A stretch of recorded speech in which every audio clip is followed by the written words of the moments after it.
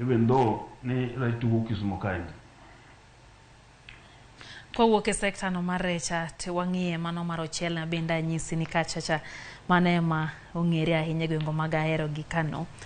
Kevo Wuod Ombei mano kanyo janeno marwa wacho kanyo ni chal ni oya Kano, wacho ni jopur mag mchele ma West Kano irrigation scheme sani osechako tij mchele kendo e dweche 3 mabiro gidhi chako keyo mchele gi ne jok ma giluongo ni middlemen maya Uganda, mabende wacho ni makawo ochele gi e bei moro mok konygi, bei moro wacho ni throw away price, moro ma ok nyal konyo ngima japur. Ere bentie chenro man untiere kaka county government ma Kisumu kata kaka tend county ma Kisumu mane ne ukonyo jopur mag mchele mondo mi yuto maggi obed koda yuto kata obed kod lokruok e ofuke maggi?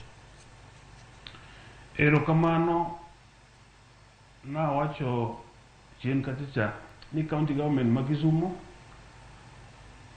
nichi neno mondo watim value addition e weche mag mchele. Momiyo ne wanyiewo a 2-ton rice mill mowase ogure Ahero irrigation scheme kendo wageno ni kochopo dwe mar 9 to walonche.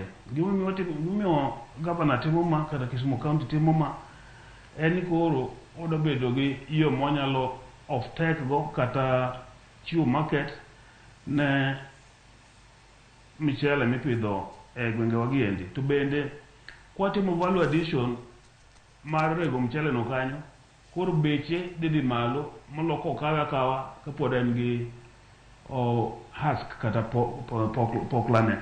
Emomiyo odwa encourage jowa mondo mi ka michele osegol e puodho to gitere irrigation scheme ma Ahero kendo orege kanyo endo mondo mi beche obed malo.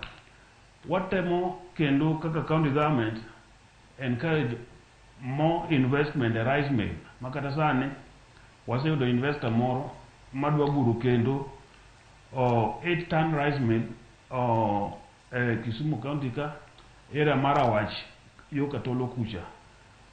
Nimar sani endi quantity mar michele koro dhi malo kalure gi chenro ma county government osekelo. To kata mana sani ing'eni kidhi Mwea tibido ka Mwea koro expansion ok nyal timore nimar it's totally saturated.